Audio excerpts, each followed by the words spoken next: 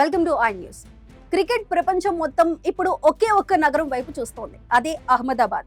మొన్నటి సెమీఫైనల్లో ఇంగ్లాండ్ ను మట్టి కరిపించిన భారత్ ఇప్పుడు గ్రాండ్ ఫైనల్లో న్యూజిలాండ్ తో తలపడేందుకు సిద్ధమైంది. అయితే అహ్మదాబాద్ అనగానే ప్రతి భారతీయుడి గుండెల్లో ఒక చిన్న మంట మొదలవుతుంది. 2023 వన్డే వరల్డ్ కప్ ఫైనల్ గుర్తుందిగా.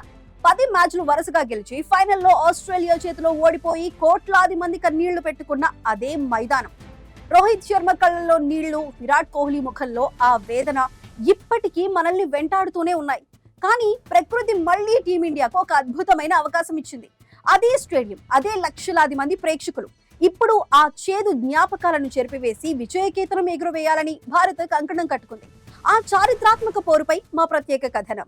గెలుపు గుర్రం ఎక్కి భారత్ దూసుకుపోతోంది. సెమీఫైనల్లో ఇంగ్లాండ్ బ్యాటర్లు ఇన్నింగ్స్ ను లాగేసుకుంటున్న సమయంలో భారత ఫీల్డర్లు చూపించిన తెగువ వర్ణనాతీతం.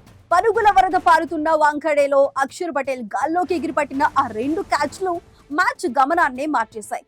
అక్షర్ పటేల్ చేసిన ఆ విన్యాసం గతంలో జడేజా మైదానంలో చేసే మెరుపులను గుర్తుకు తెచ్చింది. ప్రతి క్యాచ్ ఒక వికెట్ మాత్రమే కాదు, అది ఫైనల్ వైపు భారత్ వేసిన ఒక్కో అడుగు. ఇక రన్ రేట్ ఆకాశాన్ని అంటుతున్న తరుణంలో టీమిండియా నమ్మిన బంటు జస్ప్రీత్ బుమ్రా తన మాయాజాలాన్ని ప్రదర్శించాడు. దాదాపు 500 పరుగులు నమోదైన ఆ హై ప్రెజర్ మ్యాచ్ లో బుమ్రా వేసిన డెత్ ఓవర్లు ఇంగ్లాండ్ పాలిట మృత్యుపాసంలా మారాయి. అత్యంత క్లిష్ట పరిస్థితుల్లో కూడా యార్కర్లతో ప్రత్యర్థిని బెంబేలెత్తించిన బుమ్రాను చూసి player of the match award గ్రహీత సైతం తన అవార్డును బుమ్రాకి అంకితం చేశాడు. నిజంగానే బుమ్రా వంటి బౌలర్ మన జట్టులో ఉండటం మన అదృష్టం. ఇప్పుడు భారత్ ముందున్న అతిపెద్ద సవాలు New Zealand.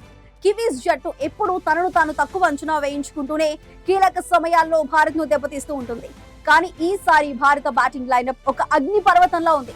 Sanju Samson class, Hardik Pandya power, Ishan Kishan దూకుడు చూస్తుంటే అహ్మదాబాద్ పిచ్ పై పరుగుల సునామీ రావటం ఖాయంగా కనిపిస్తోంది. ముఖ్యంగా ఈ మ్యాచ్ ద్వారా టీమిండియా ఒక సరికొత్త చరిత్రను లిఖించాలని చూస్తోంది. ఇప్పటిదాకా ఏ జట్టు కూడా హోమ్ గ్రౌండ్ లో వరల్డ్ కప్ టైటిల్ ను డిఫెండ్ చేసుకున్న దాఖలాలు లేవు.